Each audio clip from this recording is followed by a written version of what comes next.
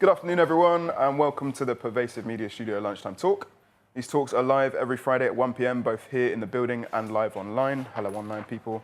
So whether you're in Bristol or far away, you can join in the conversation.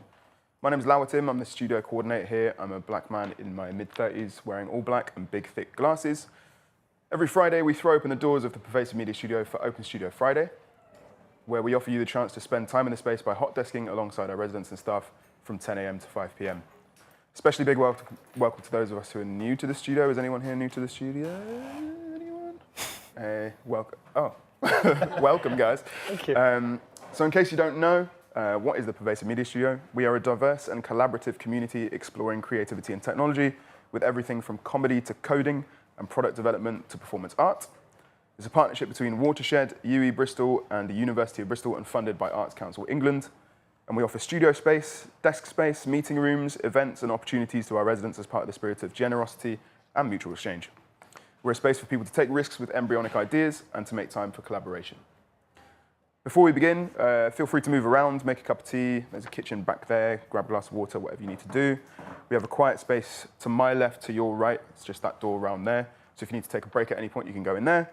Fire exits are at either end of the studio. One of the studio team, probably me with my little pink high vis, will escort you out of the premises. We're not planning a drill today, so assume that it's real if the alarm goes off. Accessible toilets and baby change can be found in the corridor next to the kitchen just back there. There is a Q&A at the end of the talk. For those of you watching online, pop your questions in the YouTube chat, and Martin at the back will be your voice in the room. And if you're in the building, just raise your hand and I'll send a mic round to you. It doesn't amplify your voice, but it's so that the people online can hear you. You can get any news on all of our future talks by heading to, this is long, there's a lot of links here, watershed.co.uk/studio, Pervasive Media Studio at mastodon.social on Mastodon, at pmstudiouk.bsky.social on Blue Sky, at Pervasive Media Studio on Instagram. We're not on Twitter anymore, so if you follow us on Twitter, don't bother. Our speakers for today are Mr. Kit and Rob Hopkins. They'll present some of their findings from their recent time travel to an irresistible 2030, where humanity has done everything possible to create a kinder, more equal future in response to the climate crisis. They'll be sharing field recordings, music, and tales from incredible initiatives in places all over 2030 and the time portal they're building to bring more and more people to this place and to help bring that future to here and now. So if you're ready, take it away, guys. Thank you. Hello, everybody. This is very lovely. People came. How nice. Thank you. Yeah, I'm Rob. I'm Mr. Kit.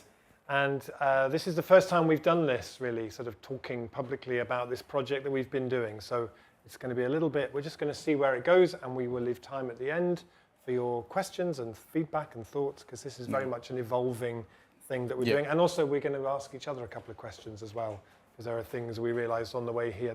I'd really like to know a bit more about that. It's good to know there's still things we don't know about each other. Yeah, exactly. So I'm going to start.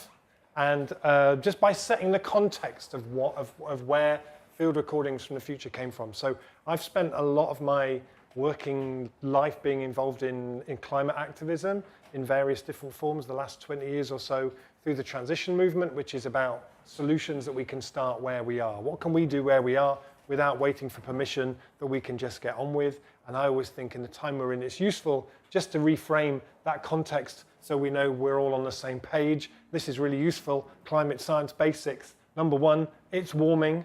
We can all see that. Number 2, it's us. Number 3, yes, we're sure. It's not a natural cycle or whatever else rubbish people might say. Number 4, it's bad. And number 5, we can do something about this. We're not completely passive in the face of this. There are solutions that we can start to do. And so this project really came out of a lot of the work that I've been doing around that. And I'm only going to show you one of these, don't worry, but this is basically to have any chance, like when we started doing the transition movement in 2005, actually decarbonising society would have been pretty easy. But we faffed about and procrastinated for so long that it's actually a really, really steep thing to do now, but we have to do it. And I interviewed a guy a while ago called Peter Kalmus, amazing climate scientist.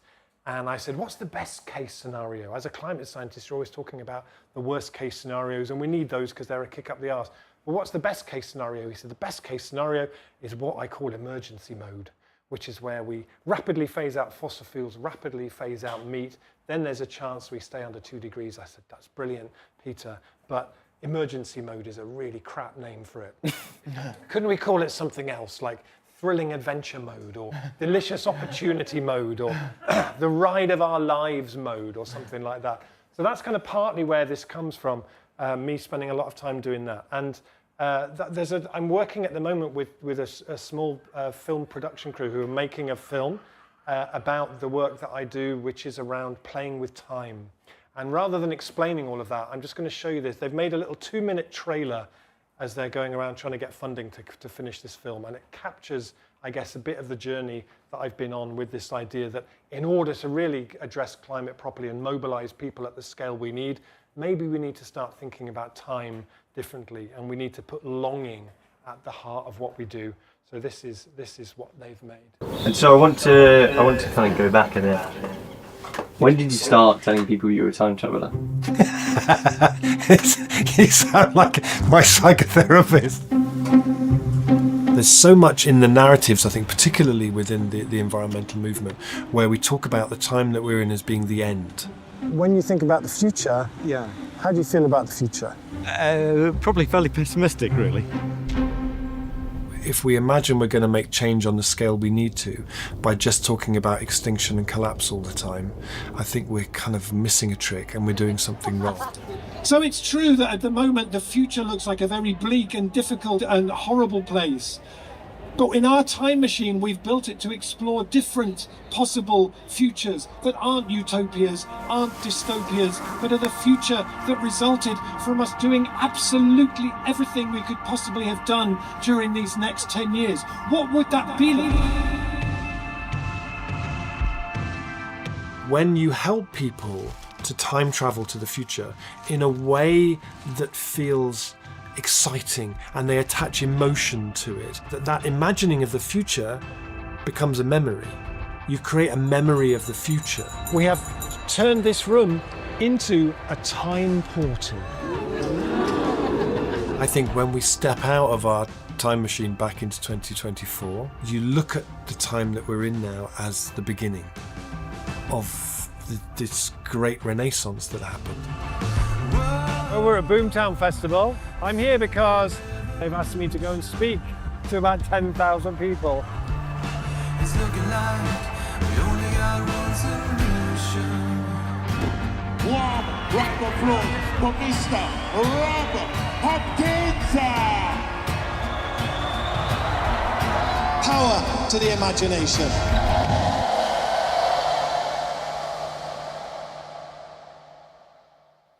So I started in about 2021 during the first lockdown. I saw a T-shirt you saw in the picture there that a young woman had on at a Black Lives Matter protest in Washington. It said, "I've been to the future, we won." And I saw it and it gave me goosebumps. It was a complete sort of, oh my God, you know, being so rooted in the climate movement where so much of the narratives are about collapse and extinction and apocalypse and so on and so on. It was this sense of, oh, there's a very, very different way of doing things. And then I did that talk at the XR thing that you saw there. And around that time, I was listening to a lot of ambient music, which is a whole genre that I just love to bits.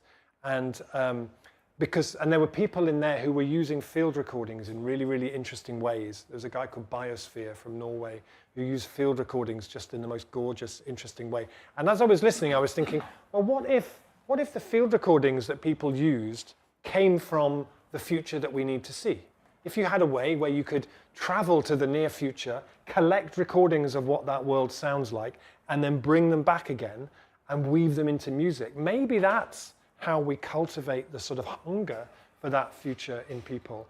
And so there was one particular piece of music that I was listening to almost obsessively because it used field recordings in such a beautiful way. And at the end of the track, it sounded like a bunch of people on a beach listening to a firework display and all going, ooh, ah, and it sounded like sort of community and connection and awe. I had this beautiful sense of awe about it, made by this artist called Mr. Kit. And I thought, you know, if I did that project with the recordings from the future, I'd love to do it with that Mr. Kit guy. But I bet he's like impossibly cool and lives in Berlin or LA or somewhere and doesn't answer emails. And then I looked him up and he lived in the same town as me. And knew one of my kids. And so we met up and we went and had a coffee and I explained the idea. And part of the brief to him then was, I want to do something that cultivates a nostalgia for the future? How do we use ambient music to cultivate a nostalgia for the future? And I was already going to visit places, because in my work with the transition movement, I travel all around Europe to go and visit different transition projects, and they take me to see different things. And I took my Zoom recorder with me as I would travel around and started to make recordings in different places. And so that was kind of when we started working together. The cool thing about that was that we'd had the same idea around the same time, because I just finished work on another album that was using a lot of field recordings, and I'd finished that, and I was like, I wonder what an album would sound like if it was set in the future. And then you sent me a message, and we had tea and coffee, and our ideas were very much aligned, and it was quite synchronous.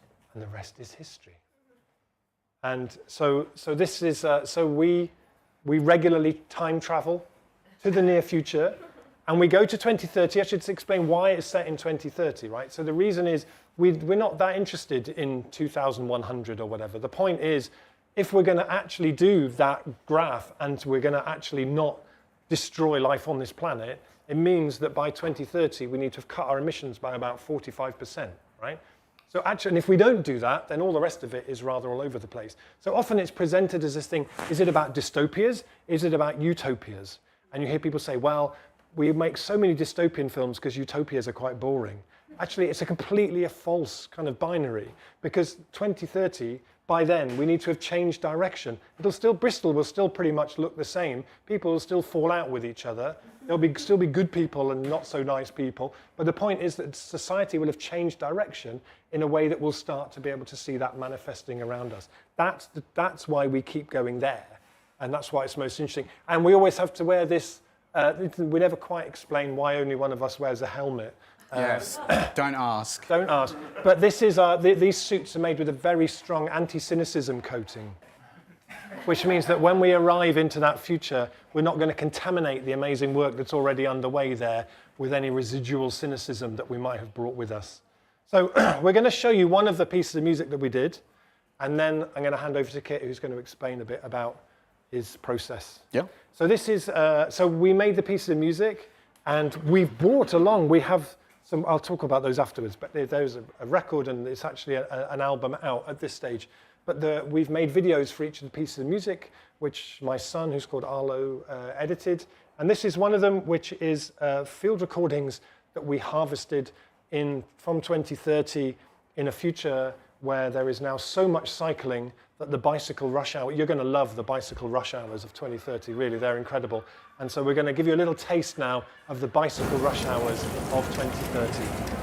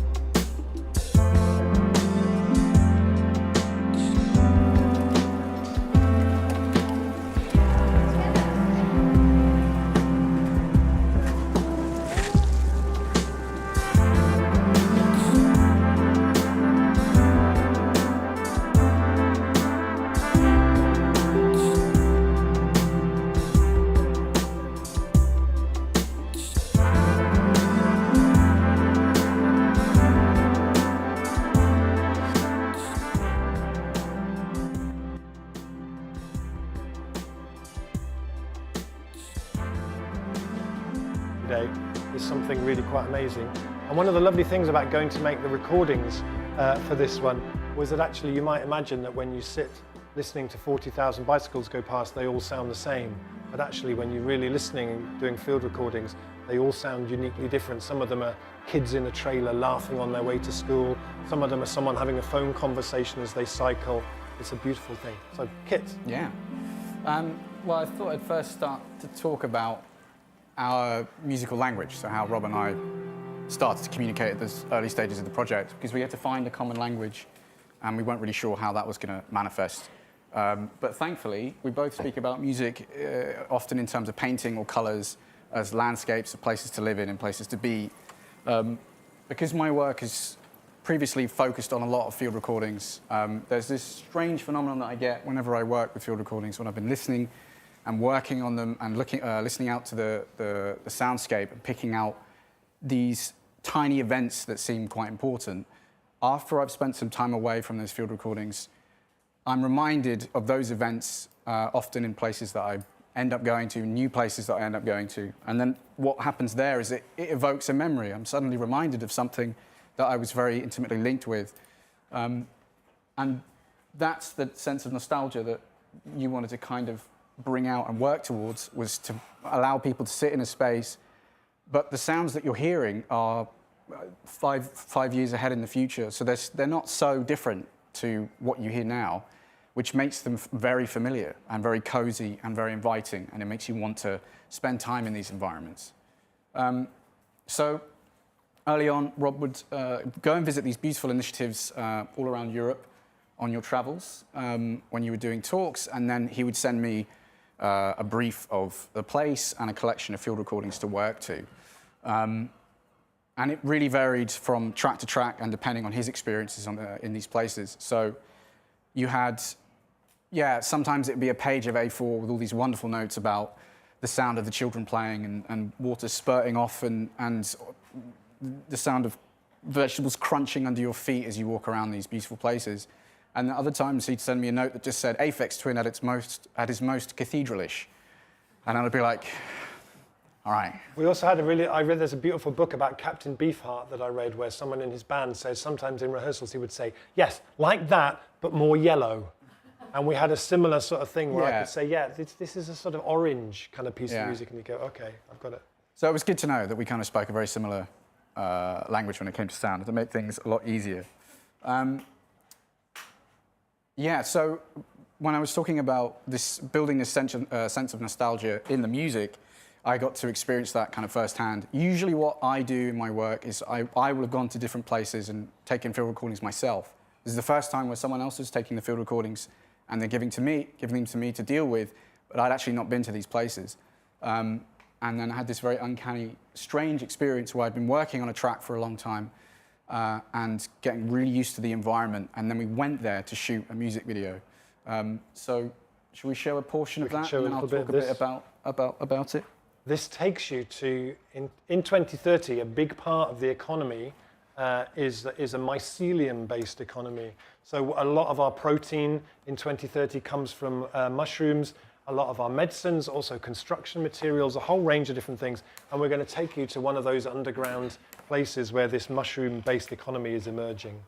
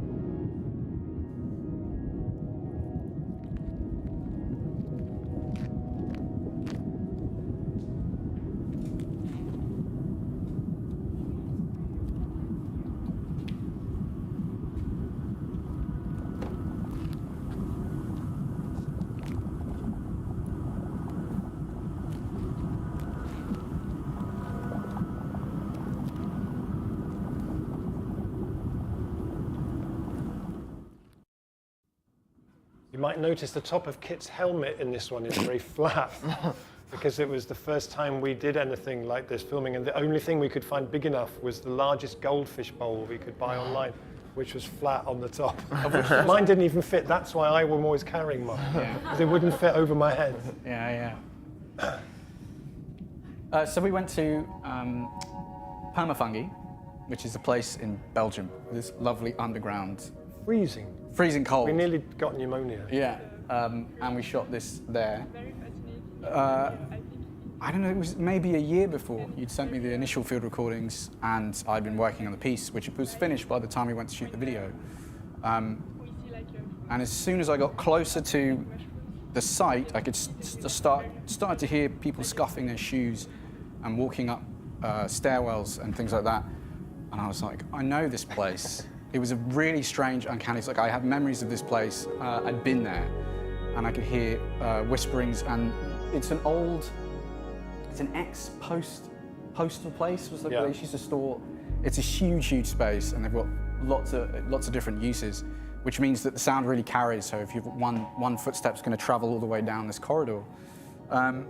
So yeah, had a real blast kind of recognizing this space and just being able to hear all these different characters that I'd been listening to for so long. And part of the idea of this track was that actually the track was from the perspective of the mushrooms. So it was like the mushrooms talking to each other and listening to us. So Kit had to build a sort of the mycelium network. A sort of mycelium talking to itself. We did some initial tests using sounds generated by mushrooms. Because he reached out to this person that was making sounds like this, becoming a lot more popular, to kind of create signals using the electricity and from mushrooms. We did some tests with those, and I wasn't quite won over by the sounds that were being produced, because when you're connecting these little little electrodes to mushrooms, you are designing the sounds that are being generated by the impulses and electrical signals from the mushrooms. So how it sounds is very much up to the person that's created that system. So I spent some time working on a collection of recordings of singing bowls that I had, and which were recorded at a very high hertz rate. Standard hertz rate, if you've got a CD or general music listening, is set for human hearing. If you then record at a high hertz rate, you're recording beyond what humans can hear. And this is a technique I learned at uni years ago. So if you're recording with such great quality and density and this huge spectrum, if you take that recording and you slow it down or you pitch it down, you're taking an entire bandwidth of sounds that human beings can't normally hear, and you're putting them into the audible range. So I spent quite a long time messing around with that, specifically with singing bowls, because they have these lovely harmonic resonances that run through and much far beyond what we're able to hear. So do you want to play? Yeah. I've isolated some of the parts that were played for the mycelium network.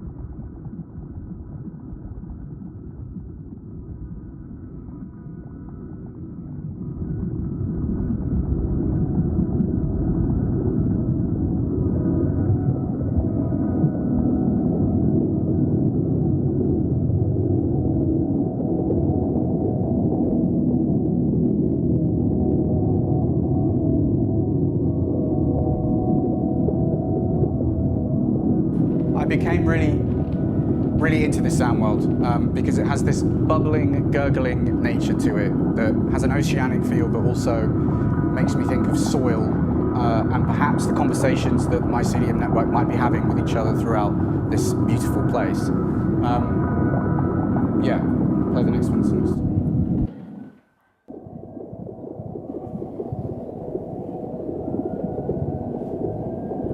So some of what you're hearing is not normally audible to the human ear. It's been taken out of this top bandwidth and pulled down into what we can hear.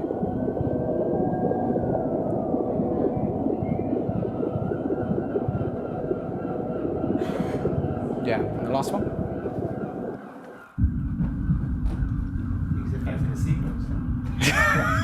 Yeah, they're getting really, really hyped.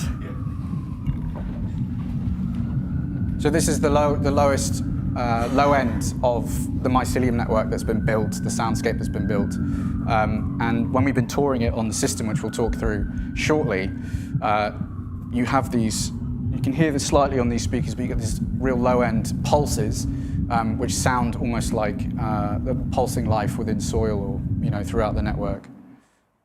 Yeah. Thanks. Great. So that gives me my chance to ask you the question I wanted to ask you. Oh yeah. Which was that quite a lot of sort of electronic ambient music can be quite cold or quite melancholy. Yeah. And actually what we've intentionally set out to do is to create kind of optimistic ambient music, or music that helps people to fall in love with the future. What are the tricks of how you've managed to do that? It was a great challenge. When you set it up and you were like, that's the kind of tone I'd like. And there was something you said earlier on in working together where it was not a whiff of cynicism, which is very in line with the project and what we're doing. So my focus was always to create a lightness through the music and to find ways to... The challenge of trying to create nostalgia for the future, I think one of the areas I focused on is to solve that. The whole album, it kind of speaks to some 90s and noughties genres of electronic music. So it has this, you already have this sense of nostalgia because it's not hyper-modern ambient music or hyper-modern electronic music, but it's been slightly modernized in the way that we've done it. And then I hope that combining that with the field recordings, that you get this, people start to, oh, this kind of reminds me of that time in the 90s when I was doing this or whatever, but it has this, effect of implanting you with this sense of nostalgia for a future that doesn't quite exist just yet. Yeah. Aha. Challenges working with field recordings, particularly in this context. Because I'm used to being in complete and utter total control of what I'm recording. So I was always handing off the job of recording to Rob. So in particular with the mushroom, we had these really beautiful recordings of the spray systems. So you have these rows of mushrooms. Misters. What's a mist, isn't it? Yeah, it's a mist, and it just gives this sound, which is just white noise. And you were really keen to make sure that we had this sound coming in and out of the track. And I remember spending ages sitting there like, it's just sucking up all the other frequencies in the music, because white noise operates across the full spectrum of sound. I was like, okay, how am I going to make this work? And I got there eventually, but it was by using it intermittently like the spray happens itself. And then also some of the vocal snippets, some of the quotes from people that are in the space, talking about the project, there was a great deal of treatment needed because you couldn't isolate the vocals very well because you had fan noise and spray noise and a lot of stuff going on. So my job was to make it kind of as clear as possible, but also make it work at the same time. We did make one track which is about a regenerative farm near where I live, which I think is the first piece of recorded music in history that has a bee solo in it, which is very nice. I got in touch with Kit and said, I think it needs a bee solo, and rather than going, oh, Rob, come on, Kit very I was up for it. So, yeah, right, yeah. let's do a bee solo. Yeah.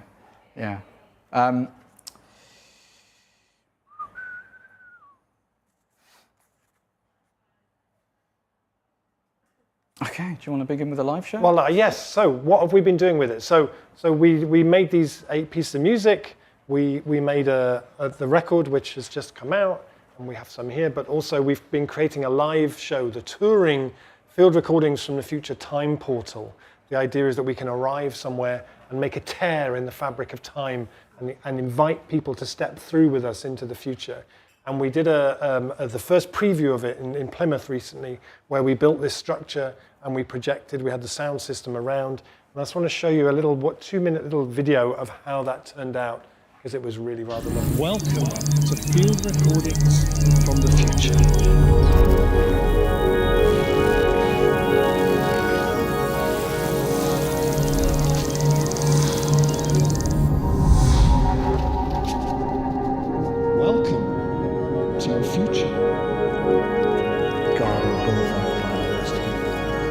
There's nothing else like it.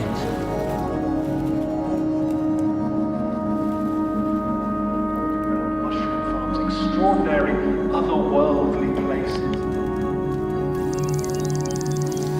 And when you see the little mushrooms growing up, it's really satisfying.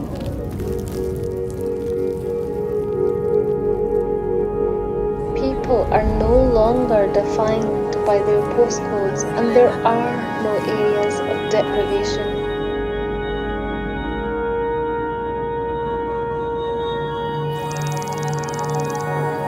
Such incredible cycling infrastructure, so many people. I take a deep breath and inhale crisp, clean, fresh air. This is home. And it's just gorgeous. Just gorgeous.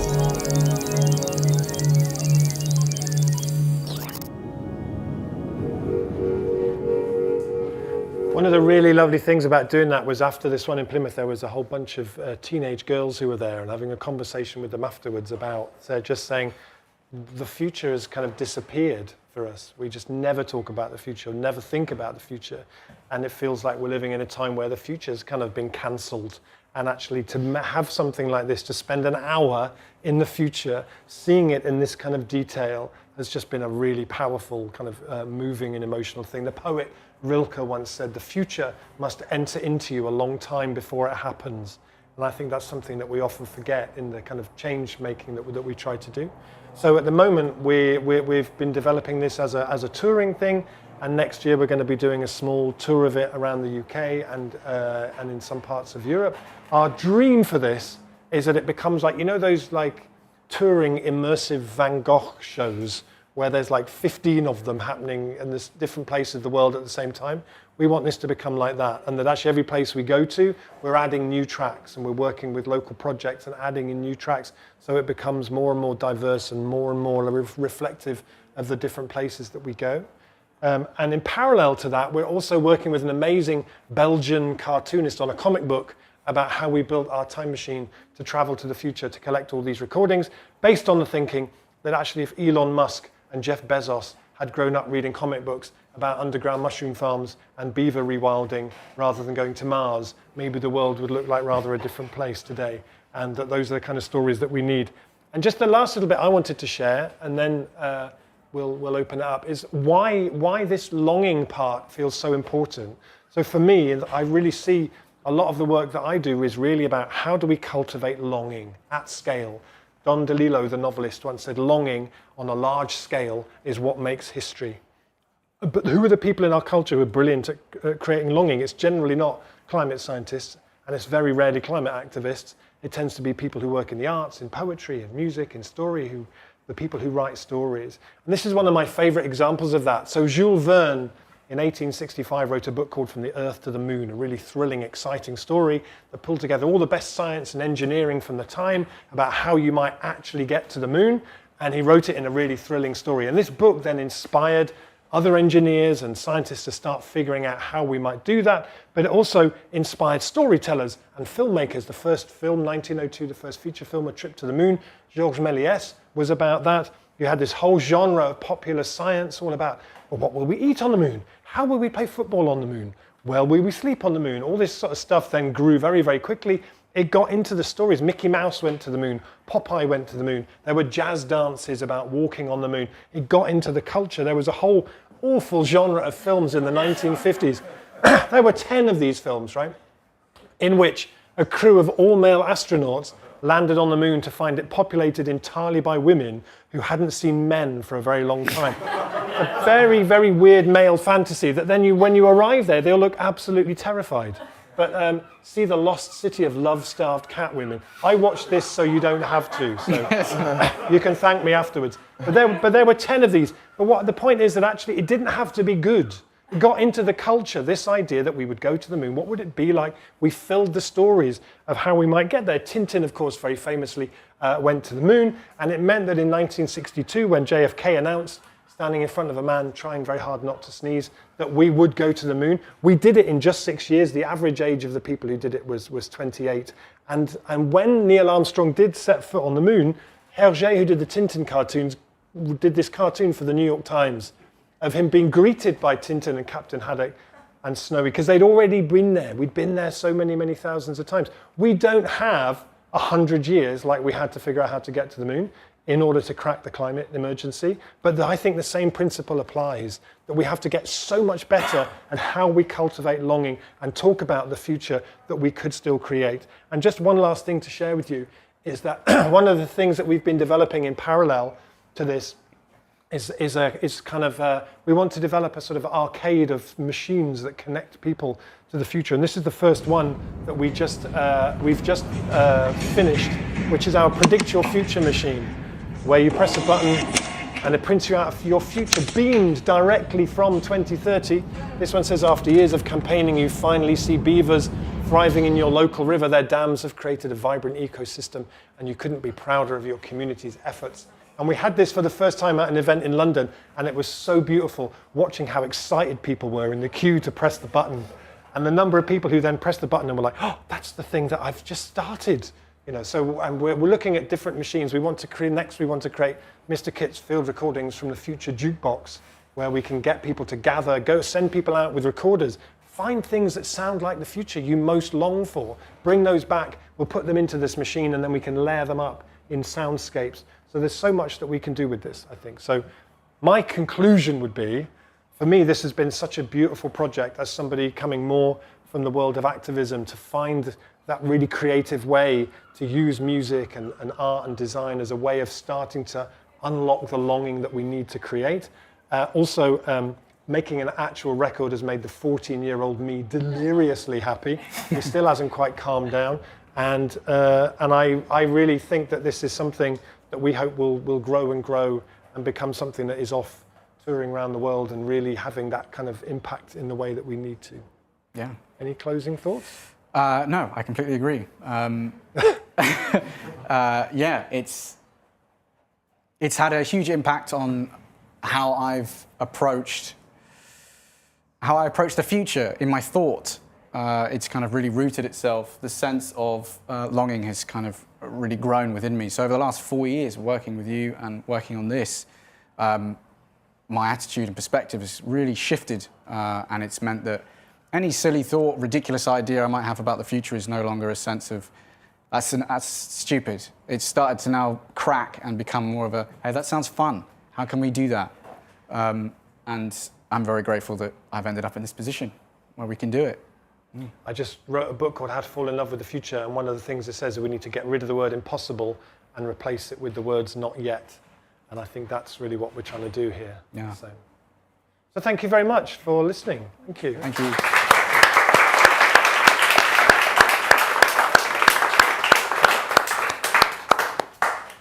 Any questions? Yeah, we've got time for questions now. I'm going to send the mic round. Do speak into it so the people online can hear you. So who wants to kick us off?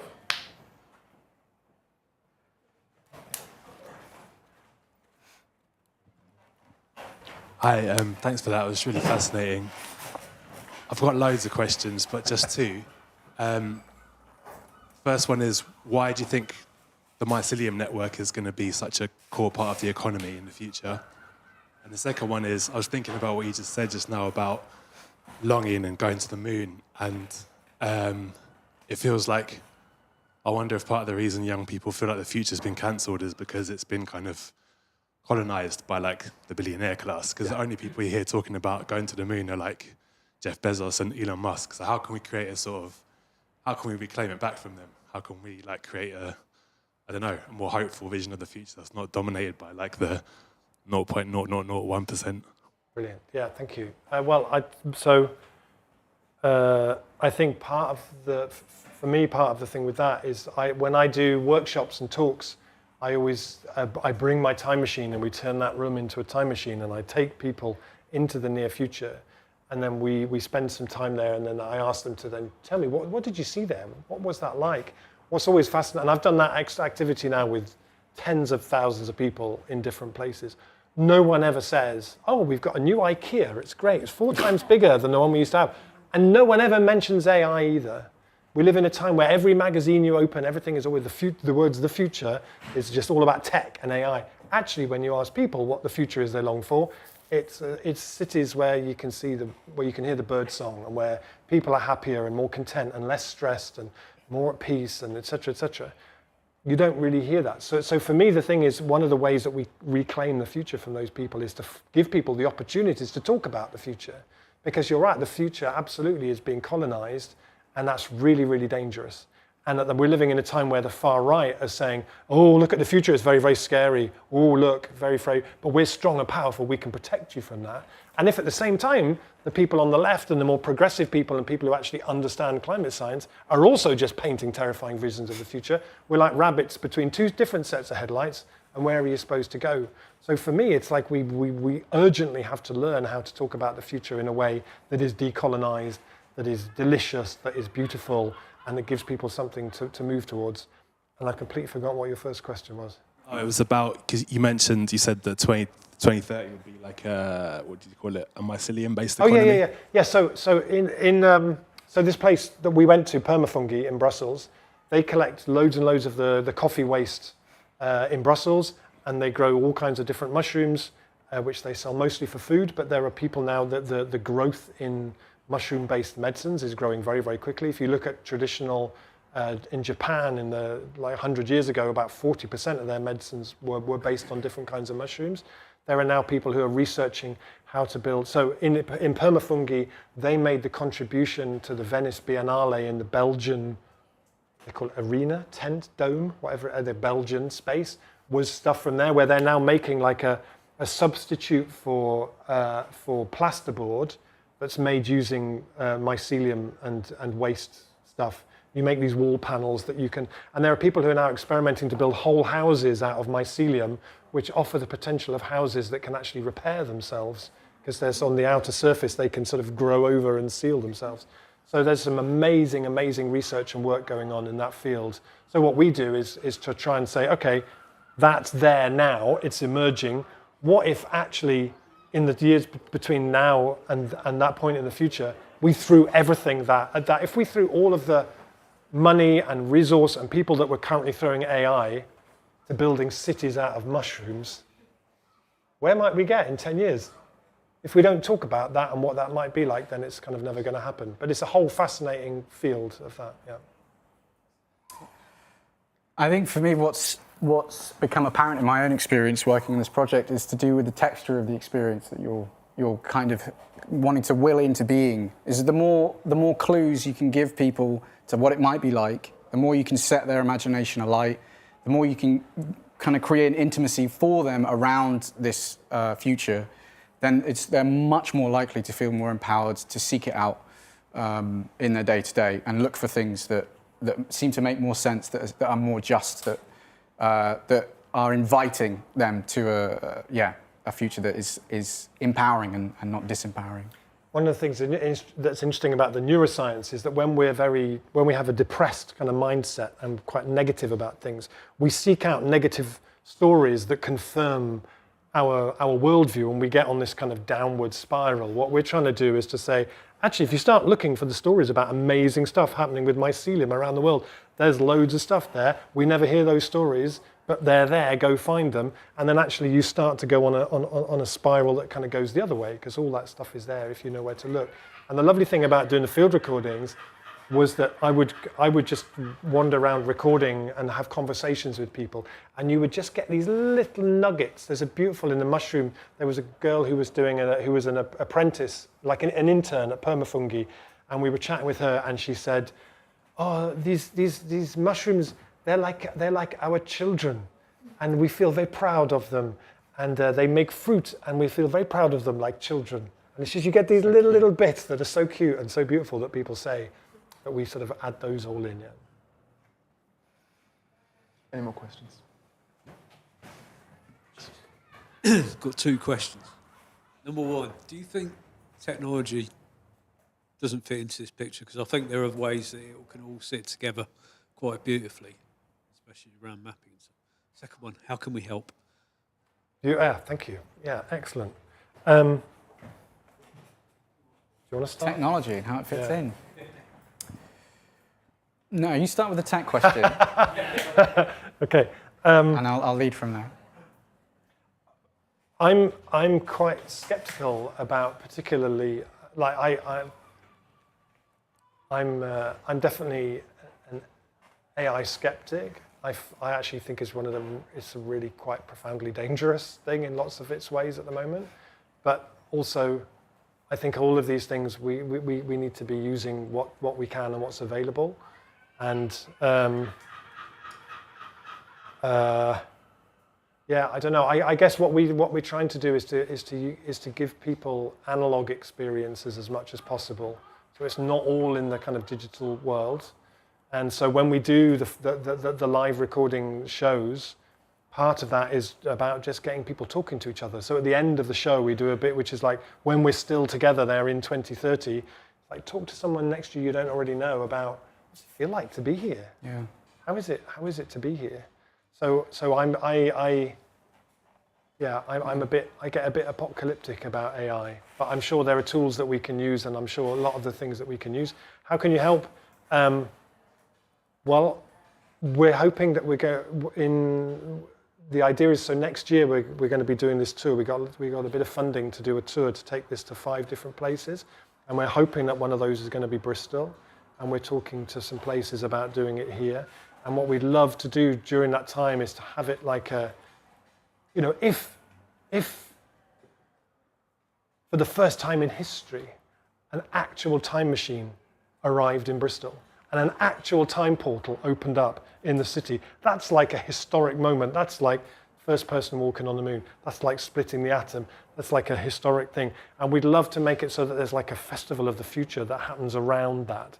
So we'd love to really be able to mobilize people to get involved in making something really magical and extraordinary happen around that. And we've been thinking about one of the invitations is to people who are artists and street artists and performers and poets and musicians, which is that actually if you made a tear in the fabric of time in a big city like Bristol, in order to sort of take people through into that future, it's perfectly unimaginable that at the same time, there might be things that might kind of sneak back through that hole you've made and start popping up around the city. So you might start to see street art happening, which has actually come through from 2030, from 2035. You might start to see things appearing or things being acted out around the city. I don't know. So it's really, we want to use it as a kind of a prompt and tell your friends about it and make your own and remix the stuff that we've done. You know, part of the idea was that actually maybe what happens when you bring these field recordings back is that everybody just starts using them, that maybe they become like the new Amen break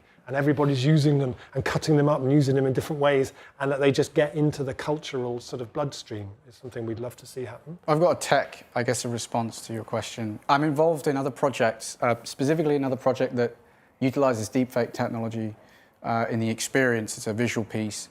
And being involved in that project has helped me to kind of understand how those kinds of technologies could be used to enlighten people into a sense of what identity means in this current climate and how your identity can be deconstructed and reconstructed with these kinds of technologies. And then it's a philosophical question of how do you respond to those technologies in a way in which you're not allowing yourself to be subsumed and allowing yourself to become disappeared, essentially. But working on that project in particular has been really, really good because it's helped me to see how deepfake technology, some AI software. We're going to be moving into voice clone technology as well to try and enhance the participant's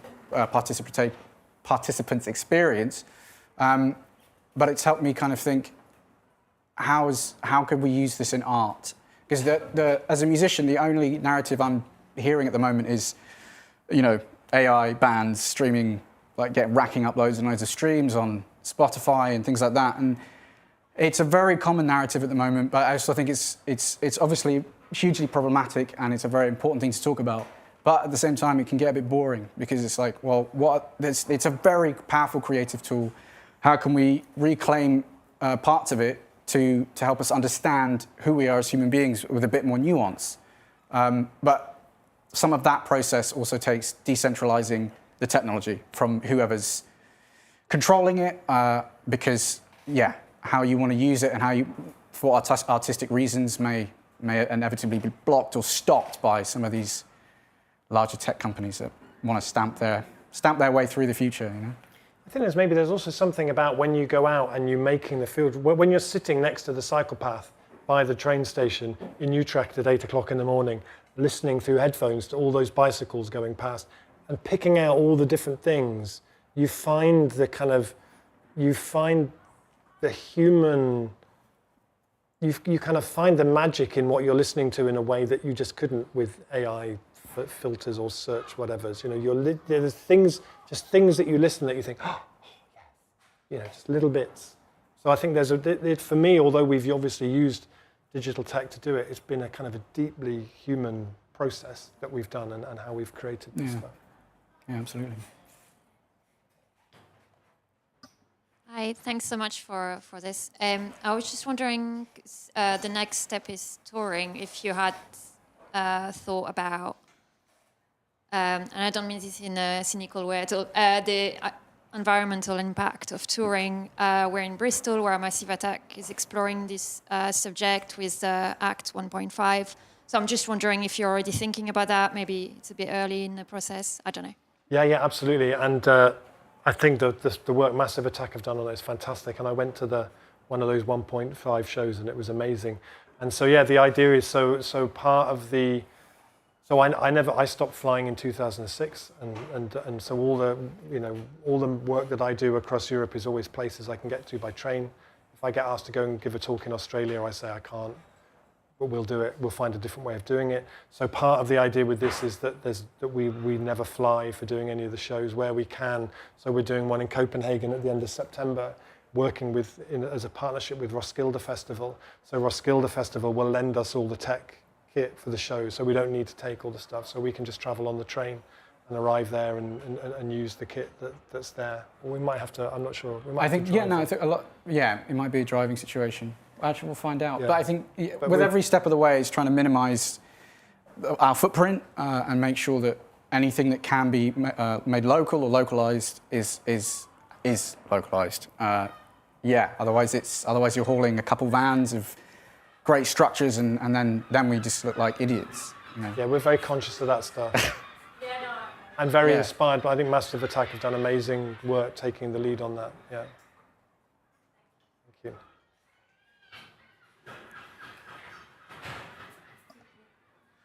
Thanks very much for the beautiful work and for sharing it. My curiosity was around how you've been able to resource it. I don't know if you're able to say a bit about that. Yeah, so I did a podcast for about 3 years called From What If to What Next, which some of you may have heard. So I did 100 episodes of that, and I had like a community on Patreon who subscribed and who supported the making of the podcast. So I basically used that in order to support Kit in making the music. So I always try and have that thing of, can I do one project in such a way that it then supports us to do other in that kind of a way. Yeah. So in terms of making the music, it was funded through the podcast. In terms of the, and then there's a very lovely, so we had a little bit of funding, we had a little bit of money from Brian Eno's foundation and from Joseph Roundtree Foundation. But we also had, we really wanted to make the record and to develop the shows. And there's a friend of mine who lives in Totnes, who I knew for years because his kids went to the same school as mine. He's about 6'8", and he looks a bit like sort of He's got Sonic wizardry vibes. Sonic wizardry vibes. He's you don't miss him in a crowd. And when I did that talk at Boomtown that I showed at the end of that video at the beginning, and when you walk out on a stage with like 8,000 people or something, what you instinctively do is look around for people that you know. And then you speak to those people, you know. And you can't miss him because he's like huge. So I basically went out and I gave this whole talk straight to drum. And it was a mad thing because they said, Rob, you've got 6 minutes. You've got 6 minutes. I was between Damian Marley and Earth, Wind and Fire. They said, you've got 6 minutes, 6 minutes. You can't go over 6 minutes, all right? They emphasized it over and over and over. Okay, so I went on. I'm 5.5 minutes in, building up to my big finale. And the stage manager comes on and puts this piece of paper in front of me that said, Earth, Wind and Fire have disappeared. Keep going. Imagine. It's like, so I said, well, normally what I would do at this stage is say, any questions?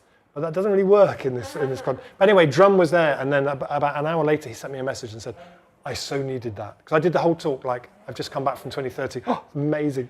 And he said, I really, really needed that. And we should have a talk. And he'd been involved for a long time in promotional stuff. He had a record label, and he said, I'll put your record out, and we'll do it like that. So it's been a mixture of some more conventional funding and some amazing cavalry coming to the rescue in ways that was unexpected and beautiful. Yeah. All right. That's probably all we've got time for, I'm afraid, but thanks for your question. So can I just say a little bit about this? So we have brought along, and they are very, very terribly gorgeous. This is the record of the project, and we have either just like a download code which you can buy, or we have where you can just buy the sleeve and the download code, or we have the whole thing, which is very gorgeous and lovely and as environmentally friendly as possible. And there's no plastic. Bio-vinyl, very little glue used. The least amount of glue that's possible to be used is used. It's as ecological as we could make it, and it sounds amazing.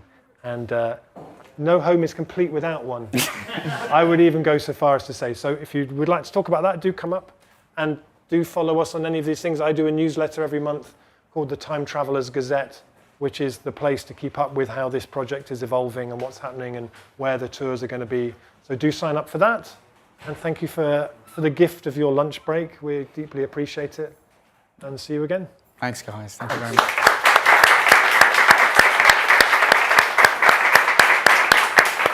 So if you want to stick around on Hot Desk or chat to the guys, please do. Online viewers, drop us an email at studio@watershed.co.uk if you have any questions.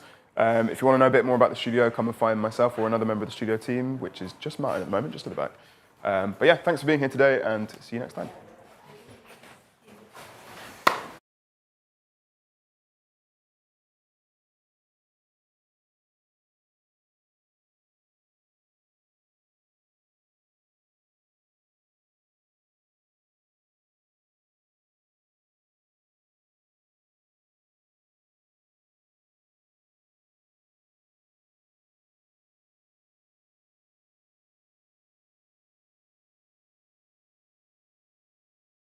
I want to take a picture of some of the...